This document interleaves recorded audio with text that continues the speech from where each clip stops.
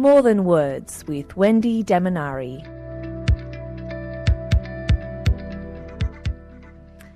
Have you ever made a mistake, a gaffe, when chatting with somebody? Maybe you called them the wrong name, or maybe unintentionally said something incorrect or politically incorrect. Social gaffes, they're something that can be easy to do accidentally. I spoke with a communications trainer, Wendy Demonari, about those gaffes, and I asked her, what does social gaffe really mean? We've all been guilty of putting our foot in our mouth at some point, yes? Yes, I do it daily, Wendy. Oh, okay. Well, maybe I should be interviewing you. Am I talking to the expert here? Or have I just put my foot in my mouth now? Okay. All right. Look, it's something that we're all a little bit guilty of. It's no big deal, to be honest. It does happen.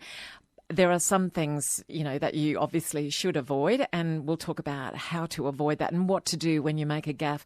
Look, I've made some absolute pearlers, some shocking gaffes in my life. One of the worst ones, I think, and I think a lot of people have done this. I was at a barbecue, at a party. I was talking to someone that I'd only just met. I was having a chat to him. His wife was sitting further away. And I said to him, so, when's the baby due?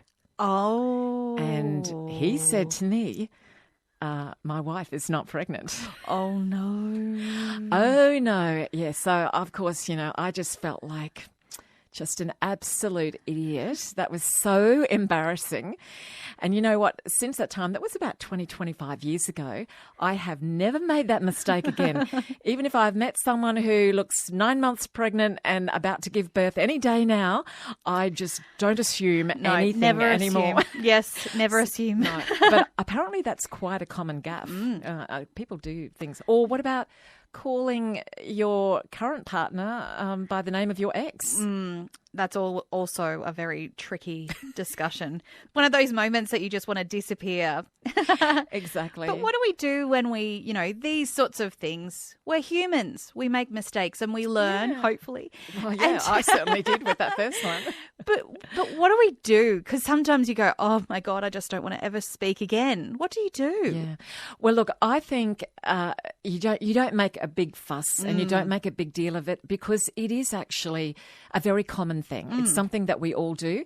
It can be perhaps a little bit embarrassing, a bit uncomfortable, but look, there are ways to get over it, get around it, get over it. I think simply acknowledge the mistake, admit your error, say, I'm sorry. And this is actually, some of the things we've talked about, we can joke a little bit about, but some things are perhaps a little bit more serious. For example, if you've sent an email and you've made perhaps some, more than embarrassing but offensive remarks. So you need to apologise for that, apologise sincerely and immediately. Try, if you can, to rectify the situation. If it requires that, it may, depending on the severity, it may require something more. Obviously, learn from the mistake. As I said before, I never assume anything anymore. Yes. Take extra care. Certainly, if it's anything to do with emails online, you're going to have to take extra care so you don't do it in the future. And then I think just move on. Yes. So one of the worst things you can do is keep apologising, keep rehashing it, keep, labouring the point.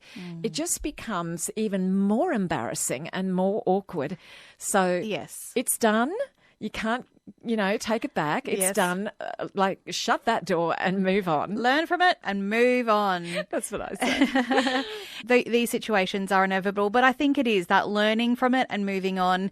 And as our times change and what used to be as acceptable is not so much acceptable, and different people are at different points in that process, learning some of those sayings that perhaps in the past might have been very commonplace, and how that they might not be socially acceptable anymore as well.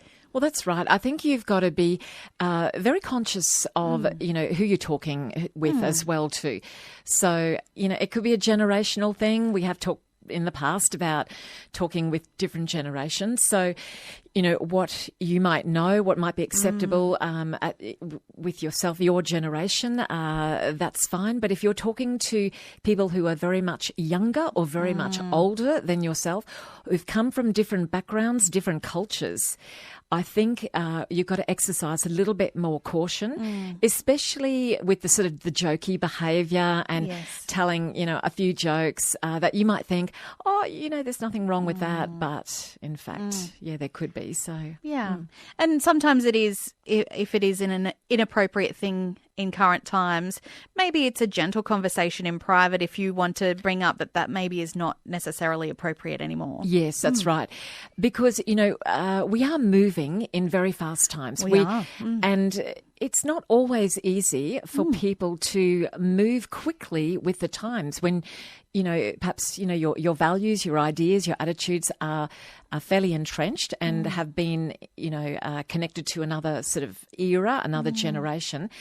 We have to sort of acknowledge that and show patience as well with everybody, kindness, patience and tolerance all around, I think, and rather than sort of really cracking down hard on someone. Cancelling people.